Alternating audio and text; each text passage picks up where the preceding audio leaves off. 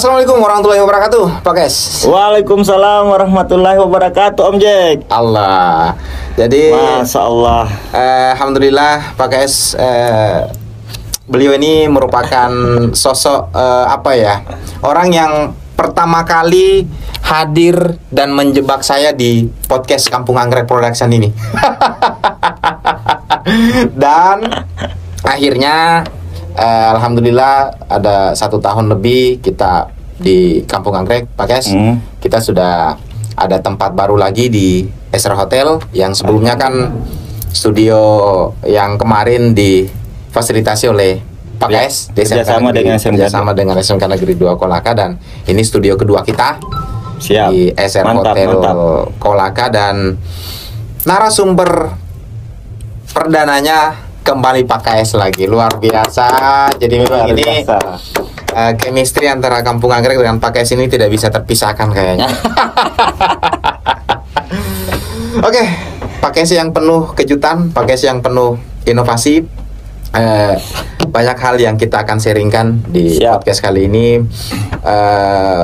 Kita tahu bahwa Pak KS sebelumnya kan pernah di video sebelumnya, video perdana kita di podcast ini pernah menjelaskan bahwa Pak Kes itu pertama kali menjadi kepala sekolah di tahun 2014 dan sekarang sudah 2022, berarti kurang lebih dari 8 tahun lah Pak Kes sebagai kepala sekolah. Nah, pertanyaannya adalah apakah Pak Kes ini masih betah atau sudah jenuh sebenarnya ini? Ini dijawab jujur ya. Aduh, ini juga Om Jack. Ini Om Jack bertanya ini. Di awal Kampung Anggrek perdana podcastnya ya. Sebenarnya apa tuh ya, Jack? Hanya kebetulan dan bentuknya. Tapi tidak ada kebetulan. Iya, betul. Intinya hanya coba-coba saja ya. Mungkin sudah jalan-jalannya gitu, Pak. Dan saya minta pada saat itu saya tidak mau di podcast kalau bukan Jack yang tanya-tanya saya. Betul. Akhirnya di situ jadilah Om Jack bertanya. Iya, itu awal mulanya. Luar biasa. Dan progres, alhamdulillah hari ini menjadi narasumber perdana lagi di studio kedua kita ini. Makasih Om Jack diundang kembali sama Kampung Anggrek. Walaupun saya juga punya studio sama-sama dengan Om Jack, membangun studio di Digital Library di salah satu perpustakaan. Di perpustakaan, gedung perpustakaan ya. Kita sama-sama pada saat itu. Tapi saya juga tidak pernah di focus Om Jack. Iya Pak. Iya. Tidak pernah. Yang eksklusif seperti ini. Iya. Kalaupun saya ambil gambar paling ya bernarasi atau memberikan informasi. Atau ada tamu saya hanya ya sekedar konten-konten ini ya. Tapi kalau untuk fokus belum. Padahal pernah siswa saya itu mengajak saya untuk di focus. Tapi mungkin karena kesibukannya atau seperti apa pada saat itu. Nah, ini yang kedua. Ini podcast saya yang kedua. Podcast Kampung Anggrek perdana. Iya. Ya. Dan studio. Perdana di studio. Luar biasa. Ini penghargaan luar biasa Om Jack. Mantap. Ya, terkait tadi. Apakah hanya mengalihkan lagi Pak KS yang tidak mau menjawab? Sudah masih betahkah? Atau aduh, gimana Jack ya? Ya, kalau mau dipikir jenuh sebagai manusia biasa, pastilah. Tapi yang namanya tanggung jawab Om Jack, mau tidak mau sepanjang kita masih diberikan amanah. Itu kita harus tetap semangat. Apa yang bisa kita lakukan untuk daerah kita yang tercinta ini, Kabupaten Kolaka, ya kita laksanakan dengan baik. Apalagi ini berbicara dengan masalah pendidikan. Berbicara masalah peradaban masa depan ke depan. Karena bagaimanapun membangun peradaban ke depan itu sangat dipengaruhi oleh faktor pendidikan. Khususnya utamanya pertama itu ya pendidikan dalam keluarga. Kemudian pendidikan formal yang selama ini sudah berjalan dengan baik di negara kita. Nah, karena kami sebagai tenaga pendidik dan tenaga kependidikan yang diberi tugas itu ya mau tidak mau, karena yang kita hadapi adalah manusia dan generasi ke depan. Cocok kira-kira itu Om Jack. Jadi masalah waktu ya itu bukan masalah Pak Kais ya. Mudah-mudahan insya Allah semua bisa berjalan dengan baik. Kalaupun misalnya sudah tidak Tuhan sudah mentakdirkan tidak lagi bertanggung jawab di situ. Tapi yang paling penting Om Jack, mudah-mudahan saya mengakhiri dengan baiklah di SMK Negeri 2 Kolaka ini. Betul. Nah, kurang lebih 8 tahun Pak Kais di SMK Negeri 2 Kolaka, ex Baula. Yang sebelumnya sebenarnya SMK 2 Kolaka. Jadi saya di kepala sekolah 2 Jack. 2, iya. 2 sebenarnya. Betul. Cuma namanya 2. SMK 1 Baula, kepala sekolah SMK 1 Baula, kemudian kepala sekolah SMK Negeri 2 Kolaka. Tetapi tempatnya sama. Tempatnya sama. Hanya gitu, pergantian nama saja, dikembalikan ke nama yang dulu. Nah, apa yang Pak Kais sudah torehkan di sekolah ini selama 8 tahun yang menurut hitungan Pak Kais sendiri bedalah dengan kepala sekolah sebelumnya? Ya, kalau dibilang beda tentunya semua siapapun yang pemimpinnya, namanya kepala, pemimpin yang ada di suatu lembaga atau dalam satu organisasi, pasti berbeda lah, berbeda secara karakter. Tetapi tujuannya pasti sama. Visi misinya pasti jelas untuk bagaimana mengembangkan pekerjaannya, mengembangkan profesinya, mengembangkan lembaganya dan organisasinya. Itu yang pasti. Tetapi dari sisi karakter masing-masing orang pasti berbeda. Saya secara pribadi misalnya punya kelebihan dan punya kekurangan. Begitupun yang lainnya.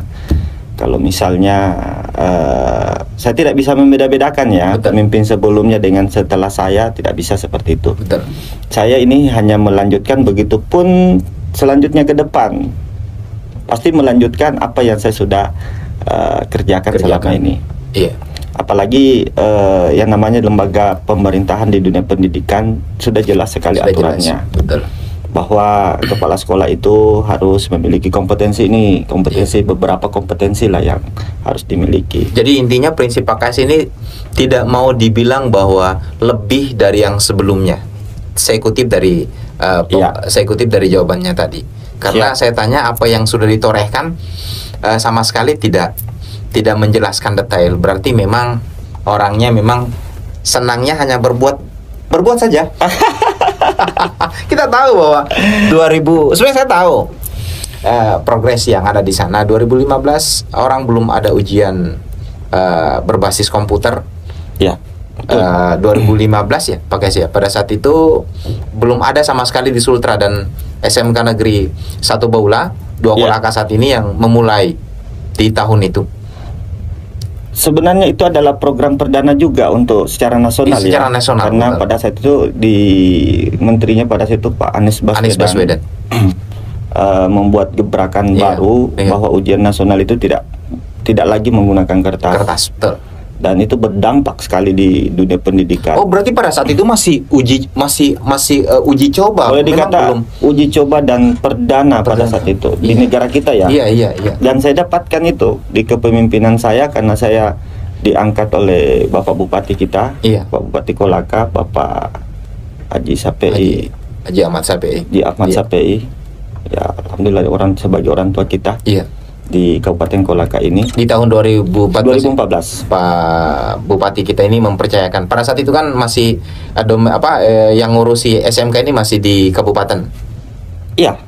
Kalau saat ini kan sudah kewenangan itu masih di kabupaten pada saat itu 2014 dan saya memang menjadi guru di SMK 1 Baula sejak tahun 2003. Nah gini, Pak Sapei tidak mungkin menunjuk Bapak, tidak mungkin menunjuk Pak Kais ini kalau tidak melihat potensi. Nah kira-kira seorang Ahmad Sapei, apa yang Ahmad Sapei ini lihat ada di seorang Musari Muhammad pada saat itu? Kira-kira ini.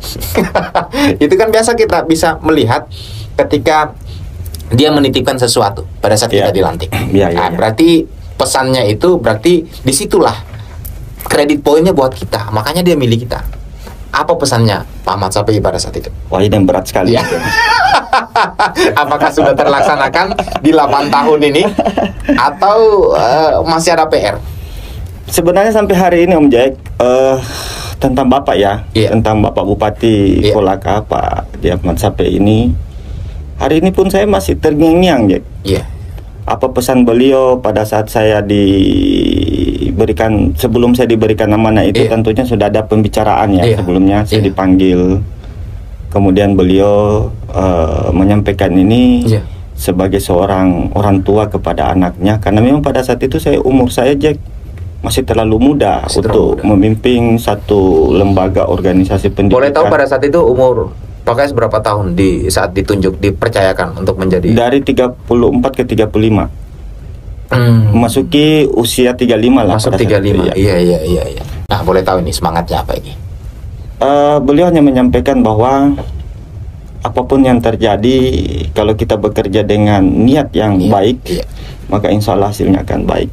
Itu sepanjang itu dikerjakan dengan sungguh-sungguh, itu yang disampaikan. Luar biasa.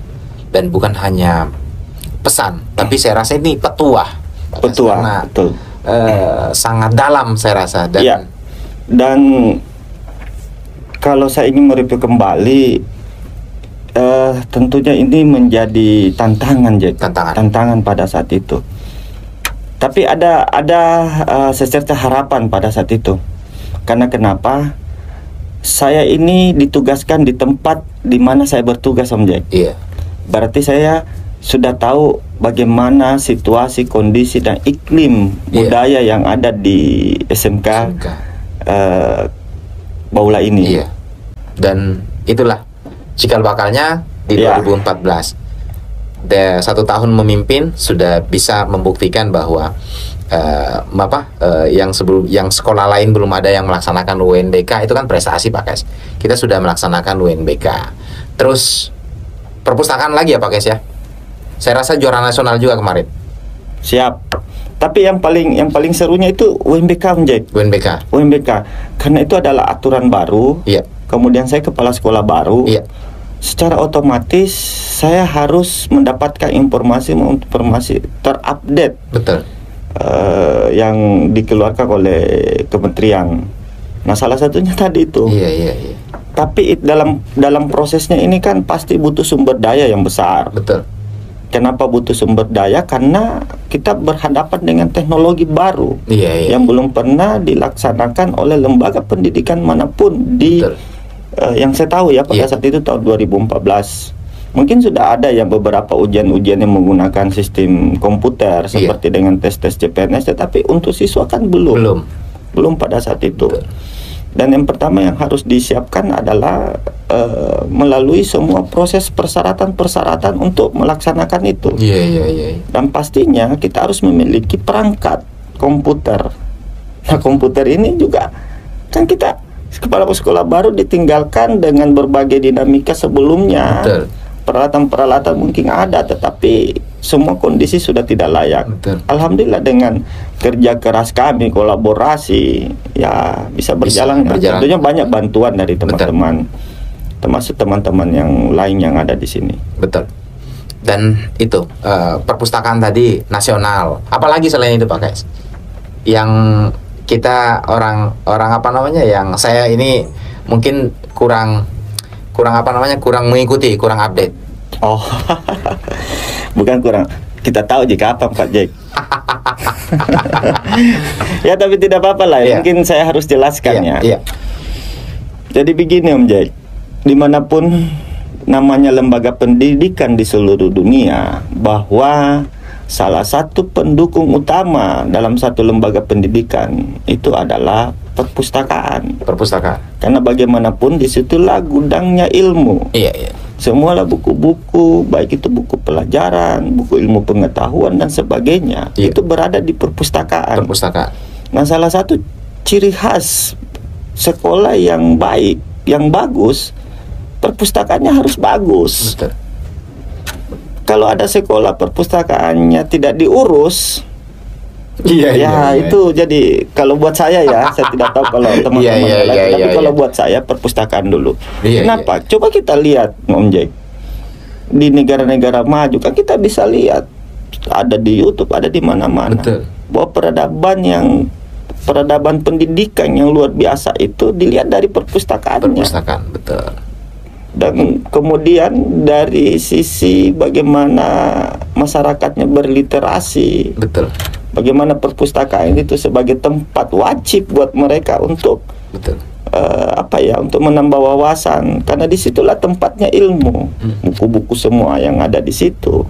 Nah, kalau misalnya di Baula itu perpustakaannya harus menjadi salah satu salah satu program kerja utama saya. Iya. Nah, kemudian ini lagi Pak Kes, UNBK pertama, itu alasannya tadi kenapa sehingga fokus ke perpustakaan terjawab. Iya. Dan nasional loh prestasinya. Kemudian sekolah pusat keunggulan SMK-PK. Kalau tidak salah di Kolaka hanya 2, termasuk SMK Negeri 1 Baula, SMK 2 sekarang. Itu mengawalinya seperti apa Pak Kes? Ya, jadi begini Om Jack. SMK 1 Baula itu sudah terbangun sebelum saya. Betul. Saya harus menyampaikan ini bahwa SMK 1 Baula ini dibangun pasti ada foundingnya. Iya. Ada foundingnya, ada yang memberikan dasar. Iya. Dan bagaimanapun gaungnya itu sampai sekarang. Iya. Dan itu adalah salah satu beban saya. Iya. Bagaimana tidak usah, saya tidak muluk-muluk Om Jack, tidak usah dulu mengembangkan, mempertahankannya saja sulit loh. Iya. Karena kenapa SMK Baula itu di tahun 2009 itu RSBI. Betul. Iya, sekolah rintisan bertaraf internasional. Betul. Harus diakui itu. Iya. Dan itu ditorehkan oleh kepala sekolah pertama di sekolah itu. Kemudian bagaimana dengan RSBI ini? Secara otomatis sumber daya yang ada di dalamnya, termasuk sumber daya manusianya, kan semua terlibat Om Jack. Termasuk saya sebagai tim penyusun. Betul. Berarti saya sudah paham tentang manajemennya. Karena berbeda sekolah-sekolah yang reguler, yang biasa, dengan diberikan label seperti itu. Betul. Yang pastinya banyak melaksanakan pelatihan-pelatihan dan sebagainya. Saya juga banyak menimba pengalaman di situ. Banyak sekali ilmu yang saya dapatkan. Oh, seperti inilah bagaimana itu manajemen mutu, bagaimana itu ISO dan sebagainya. Nah, alhamdulillah saya terlibat di dalamnya Om Jack. Jadi saya tahu persis seperti apa itu manajemen modern, gitu. Nah, bicara mengenai SMK-PK, terus kelanjutannya. Nah, sekarang kita tahu bahwa ada 2 bidang keahlian besar di SMK mewakili ya, ada teknologi rekayasa dan juga ada agribisnisnya. Ya. Nah, kalau dilihat dari lahirnya sekolah ini kan memang kelihatannya di tahun 99 itu memang konsepnya ke sekolah pertanian. Nah, terus Pak KS mengusung ke SMK PK Pemesinan. Nah, bagaimana mengkolaborasikan? Apakah ada program terbarunya Pak KS mengkolaborasikan antara bidang teknologi rekayasa ini dengan agribisnis yang merupakan mungkin program Pak KS biar sekolah dan semua jurusan yang ada di SMK ini terkolaborasi, kerjasama. Jadi begini, SMK Baula itu unik. Iya. Karena kenapa? Berbeda vokasi atau kejuruan sebelumnya. Iya. Salah satu contoh ya, kalau kita mau kembali di tahun 80-an, 90-an sampai 2000 awal itu SMK itu kan terbagi dari beberapa sekolah-sekolah. Iya. Ada SMEA. Iya. Berarti kalau SMEA itu adalah sekolah yang berbasis dengan bidang keahliannya itu pemasaran dan bisnis dan pemasaran akuntansi dan sebagainya ya. Kemudian ada STM, kemudian ada SPP sekolah pertanian, ada sekolah dan lain-lain lah. Dan Baula ini kan dibangun core-nya itu kan basicnya pertanian. Kemudian karena pertanian ini minat masyarakat itu semakin tahun semakin berkurang. Dan kemudian masyarakat, khususnya masyarakat Kolaka, lebih ke teknologinya. Makanya dibuka terus itu teknologi. Ada otomotifnya, ada pemesinannya, ada TKJ-nya, TPM-nya dan sebagainya lah. Nah, setelah saya melihat ini, kalau teknologi ini berarti ini mati. Ini kan mati nih. Kenapa? karena siswanya semakin berkurang. Bisa dibayangkan, Jack, setiap tahun kita menerima siswa baru yang membludak itu di teknologinya. Terus di pertaniannya ini semakin tahun semakin berkurang. Terus yang harus dipikirkan kemana gurunya? Betul. Iya, kemana gurunya? Sementara potensinya luar biasa, Jack. Gurunya di situ banyak. Kemudian potensi lokasi sekolah, potensi sumber daya yang dimiliki sekolah. Kita punya sekolah dengan luasan wilayah atau area sekolah itu sampai 6 hektar. Nah, itu bagaimana kan potensi semua, Om Jack? Bagaimana cara pakai sini? Cara jitunya untuk mengkolaborasikan semua biar tidak ada yang mati. Itu tadi harus kolaborasi, membantu membantu program keahlian. Itu bagaimana supaya tidak lagi seperti pertanian atau agribisnis yang lain yang sederhana yang sering dilakukan oleh masyarakat. Ini mungkin dapat pakai buka-bukaan bagaimana memulai prosesnya dan bagaimana menjalankan aksinya. Dimulai dari mana dan seperti apa, kemudian endingnya seperti apa. Oke. Aduh, ampun saya, Om Jack. Jadi begini, Om Jack. Sebagai salah satu kepala sekolah yang harus memiliki nalar atau intuisi, tentunya harus menyusun program. Ya. Kemudian harus memiliki peta jalan atau roadmap. Roadmap paling penting di sini, Om Jack. Roadmap inilah supaya kami sebagai pengelola pendidikan itu tahu kita mau kemana. Kalau dulu itu dibilang renstra, ya renstra. Tapi ini lebih spesifik lagi. Kita harus tuangkan di dalam satu peta jalan, di mana peta jalan ini harus dianalisis secara SWOT. Jadi semua potensi yang kita miliki, kendala, tantangan, apa semua kita analisis semua. Nah, dari analisis inilah kita menemukan masalah, Om Jack. Apa yang harus kita kembangkan? Kita susun sama-sama ke dalam roadmap ini. Jadi jelas sekali tujuan kita berdasarkan visi kita bahwa untuk tahun 2024 sekolah ini sudah seperti ini.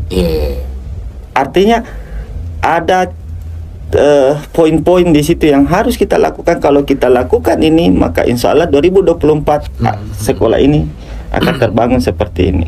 Nah, kembali harus kolaborasi. Nah, masalahnya kan dua keunikan ini yang tidak match. Kelihatannya tidak match, tapi ini matching sebenarnya. Karena satu di teknologi seperti kendaraan ringan, otomotif, pemesinan.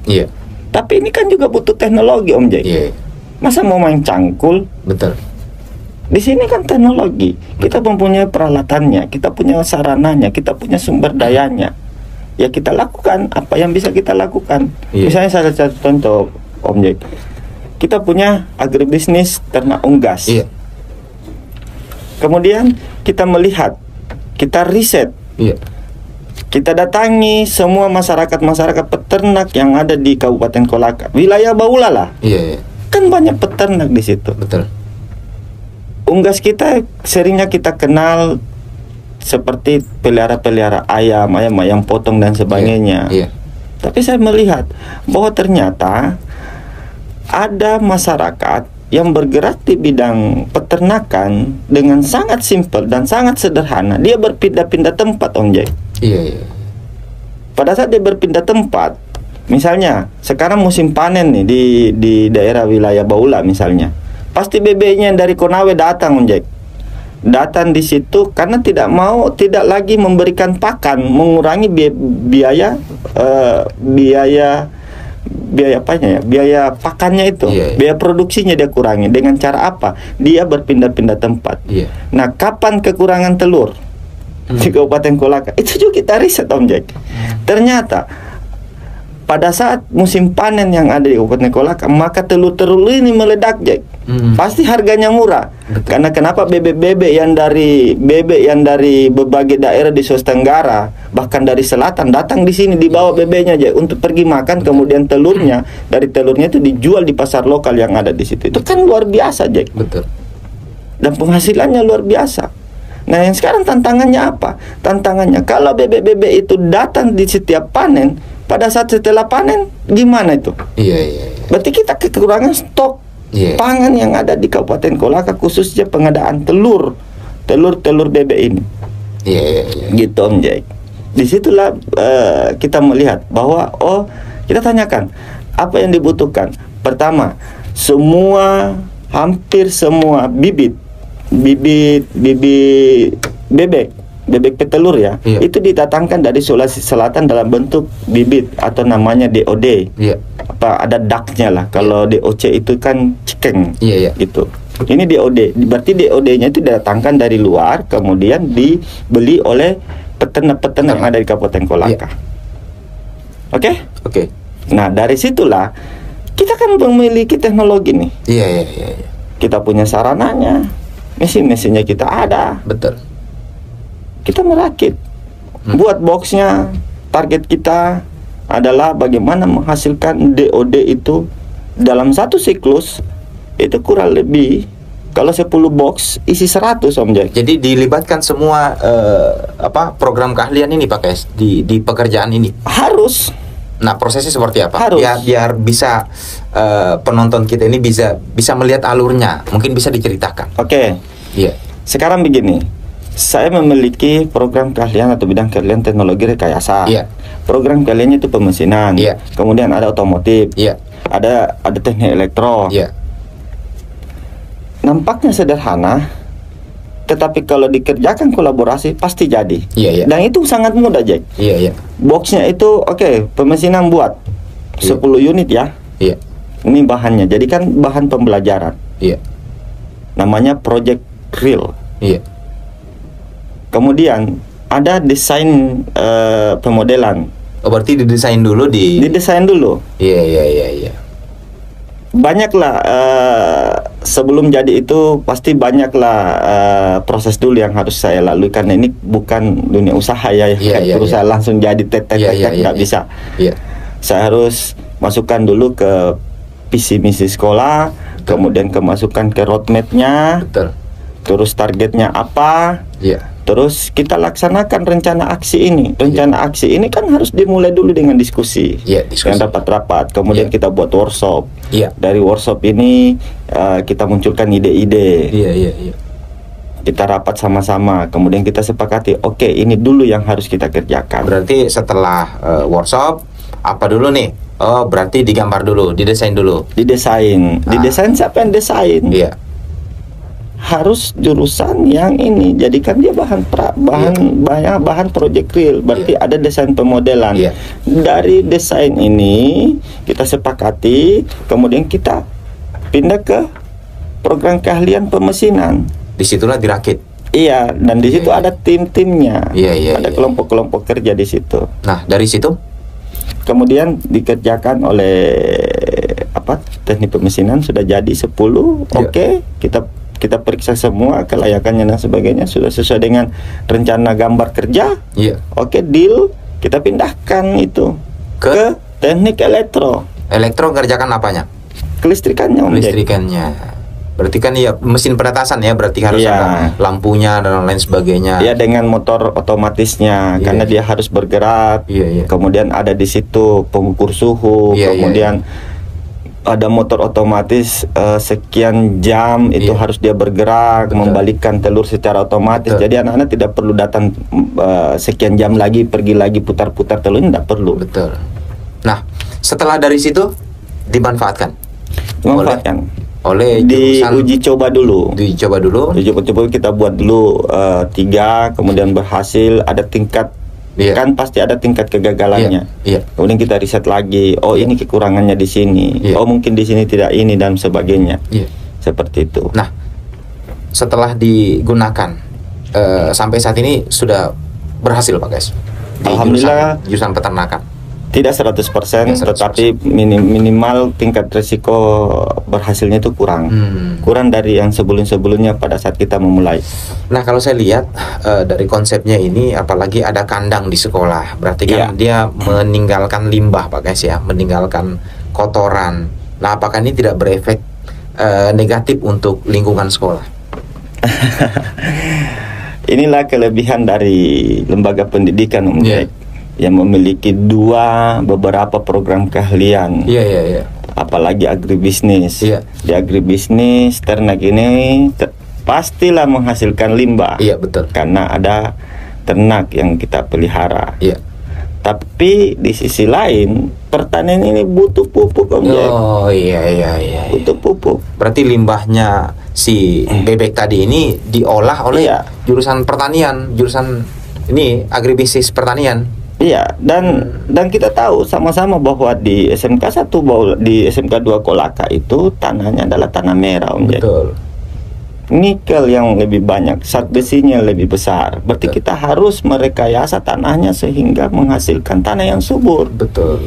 Caranya bagaimana dengan tanah yang subur? Limbah-limbah ini yang kita manfaatkan, dijadikan pupuk organik. Pupuk bokasi ya. Bokasi. Jadi anak-anak siswa pertanian inilah yang meracik sendiri pupuknya, dan inilah yang dimanfaatkan di lahannya, di lahan mereka. Betul. Kalau lahannya apa guys, masih konvensional saat ini lahan pertaniannya kalau boleh tahu? Untuk sementara kita lagi bangun konsepnya sudah ada, bahkan sudah ada beberapa progresnya, sudah on progress. Yang rancang konsep itu anak pertanian juga, yang konsep kolaborasi juga. Kolaborasi. Jurusan apa lagi yang masuk? Termasuk pertanian yang ada di situ, kemudian teknologi, termasuk saya sendiri juga. Teknologinya berarti yang jurusan ini ya, yang handal untuk buat iri. Karena saya teknik otomotif, betul. Lebih banyak guru teknik otomotif. Bagaimana teknik otomotif ini bukan hanya sekedar kendaraan. Karena bagaimanapun anak-anak kita di vokasi khususnya vokasi kebekerjaan dan kewirausahaan, apa saja Om Jack, kan tidak mesti dia teknik otomotif harus jadi mekanik. Betul. Berarti yang diberikan pengalaman itu Jack. Namanya kalau karena kita mengadopsi kurikulum Merdeka, Merdeka Belajar, itu kita lebih fleksibel Om Jack. Tetap struktur kurikulum kita jalankan. Kemudian ada beberapa perubahan di silabus, di struktur kurikulum, termasuk mata lokal, mata pelajaran pilihan. Itu bisa diintegrasikan semua. Jadi kita lebih leluasa Om Jack dengan kurikulum Merdeka Belajar ini. Luar biasa. Berarti konsepnya betul-betul konsep kerja aksi dan kolaborasinya dapat. Jadi semua jurusan ini tidak ada lagi yang merasa bahwa hanya saya yang diperhatikan, saya tidak diperhatikan. Ini kalau seperti ini sudah dan insya Allah akan menghasilkan sesuatu yang berdampak luar biasa. Basically-nya nanti kan jurusan betul-betul sudah SMK, sudah nampak bahwa ada kewirausahaan di dalam. Dan ingat, bagaimanapun kurikulum kita harus berfokus ke peserta didik. Oke, Pak Kes, luar biasa, kita sudah panjang lebar bercerita tentang bagaimana. Aduh, ampun saya Om Jack. Terakhir harapan Pak Kes, karena ini sudah, maksudnya mungkin Pak Kes juga saya tidak mau bilang jenuh, tadi sudah menjadi kepala sekolah 8 tahun, tapi saya lihat dari psikologi Pak Kes kayaknya sudah capek jadi seorang kepala sekolah. Nah, kira-kira kalau Pak Kes meninggalkan sekolah, apa harapan tahu untuk teman-teman guru di sana dan juga siswa, bagaimana apa yang Pak Kes sudah tinggalkan ini tidak begitu saja ditinggalkan, tapi bagaimana lebih digenjot lagi. Baik, ini yang pastinya roadmap harus tetap berjalan. Kita sudah susun secara bersama-sama bahwa roadmap ini adalah peta kita. Siapapun yang ada di sumber daya yang dimiliki oleh SMK 2 Kolaka, itu harus mengikuti roadmap. Utamanya kalau misalnya ada pergantian pimpinan dan sebagainya, pasti saya akan menyerahkan itu bahwa ikuti roadmap ini sampai dengan tahun 2024, dan kita akan lihat seperti apa kalau roadmap ini kita jalankan dengan baik dan benar-benar gitu. Oke. Terima kasih banyak atas waktu kita. Sehat selalu. Salam sama keluarga dan keluarga besar SMK Negeri 2 Kolaka. Makasih. Saya dengan Pak KS, Pak Mustari Muhammad, Kepala SMK Negeri 2 Kolaka. Mohon pamit undur diri. Assalamualaikum warahmatullahi wabarakatuh. SMK bisa, SMK hebat. SMK Negeri 2 Kolaka, vokasi menguatkan Indonesia.